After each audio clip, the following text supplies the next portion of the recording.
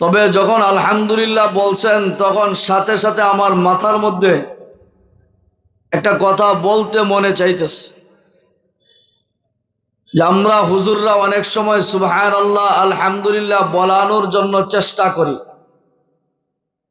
অনেকেই বলে মাশাআল্লাহ, কিন্তু আবার অনেকের মুখ দিয়া বোমা মারলেও বের হয় না। কথা ঠিক না? ছোট্ট একটা কথা আপনাদেরকে শোনাই, আমলের নিয়তে শুনেন। বর্তমান যুগে ওয়াজ হয়ে গেছে আওয়াজ, বক্তাও ডিজিটাল, শ্রোতাও ডিজিটাল, কর্তৃপক্ষও ডিজিটাল। রাগ করেন না। আজ থেকে 20 বছর আগে যেই পরিমাণ ওয়াজ মাহফিল হইতো এখন কমছে না বাড়ছে? অনেক বাড়ছে, বেশি। যেই পরিমাণে মাহফিল বাড়ছে ওই পরিমাণে হেদায়েতের সংখ্যা বাড়ে নাই।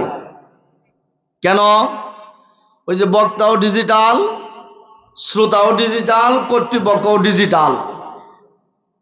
ডিজিটালের ছোঁয়া এমন লাগায় লাগছে, বক্তার উদ্দেশ্যও খারাপ, শ্রোতারটাও খারাপ।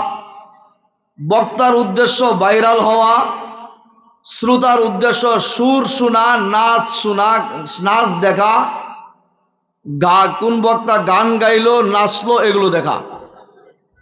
আর অধিকাংশ কর্তৃপক্ষের উদ্দেশ্য থাকে সবাই করে, আমরা না করলে কেমন দেখা যায়। 3 শ্রেণীর মানুষের কারো তো হেদায়েত উদ্দেশ্য না, হেদায়েত আসবে কোত্থেকে? এই জন্য দেখা যায় ভালো আলেম বয়ান করে, ওই ভালো আলেমের বয়ানে পাবলিক খুঁজে পাওয়া যায় না। আরেকজন বয়ান করে যে কোনো রকমে হয়তো বা মাদ্রাসায় পড়ছে বা পড়ে নাই, সুর ভালো, কিছু গাইতে পারে, নাচতে পারে, ওই যে তাহিরি মার্কা আর কি।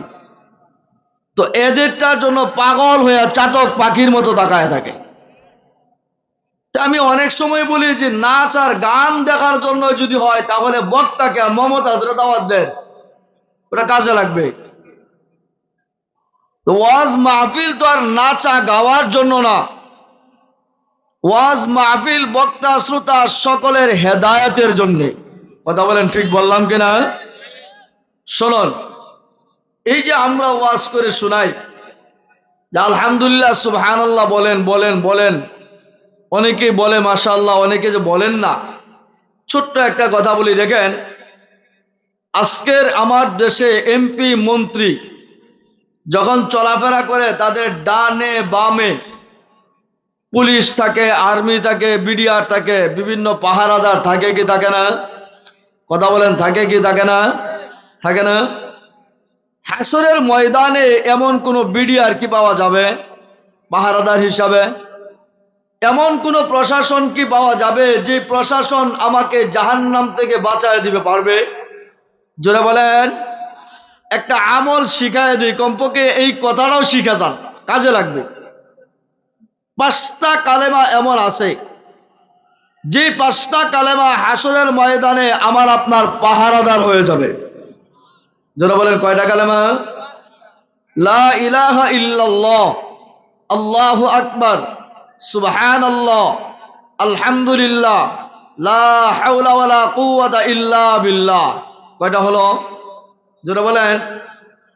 যারা এই 5টা কালিমা বেশি বেশি পড়ে হাসরের ময়দানের সামনে লা ইলাহা ইল্লাল্লাহ, উপরে আল্লাহু আকবার, ডানে আলহামদুলিল্লাহ, বামে সুবহানাল্লাহ, পিছনে লা হাওলা ওয়ালা কুওয়াতা ইল্লা বিল্লাহ, এই 5 কালেমা আমাকে আপনাকে পাহারাদারি করে জাহান্নাম থেকে বাঁচায়া জান্নাতের রাস্তায় নিয়ে যাবে। এরপরেও সুবহানাল্লাহ আসতে চায় না, এরপরেও আসতে চায় না। এই জন্য আমাদের উচিত হলো এই 5টা কালিমা দৈনিক যতটুকু সম্ভব হয় কমপক্ষে 100 বার করে 500 বার পড়া, কমপক্ষে চেষ্টা করা। পারবো না ইনশাআল্লাহ? আল্লাহ তৌফিক দান করেন।